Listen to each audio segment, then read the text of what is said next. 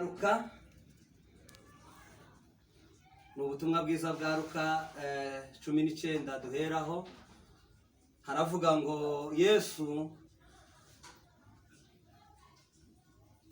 Yesu ariko reka muhorana ndasoma mwiringara, muhorana dufashe gusoma.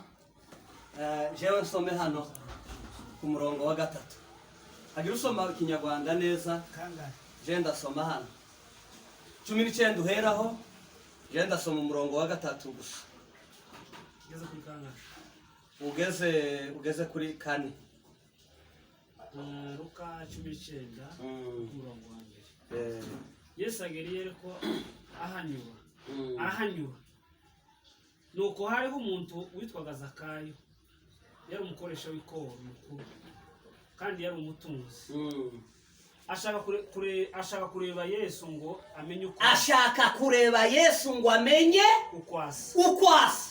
Ariko ntiyabibasha kuko abantu bari benshi. Kandi ari bugufi bwe. Arirukankaje imbere yurira umuvumu. Ngo amurebe.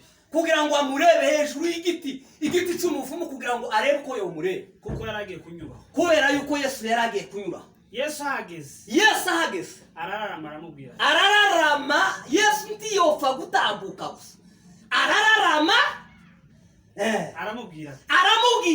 Zakayo. Aramubwira ngo Zakayo, ururuka vuba kita umunsi.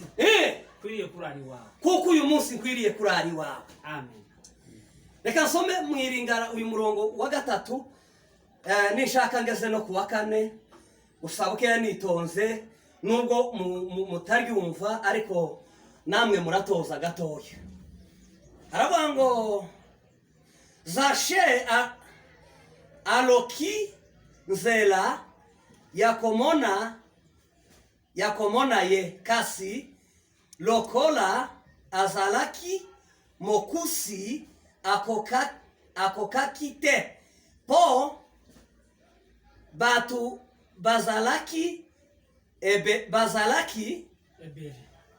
bazalaki mingi bongo kurikani bongo akei mbangu liboso imbere yamayiruka uvuga kubera abantu bari benshi. Pe amati nanzete moko yasikomole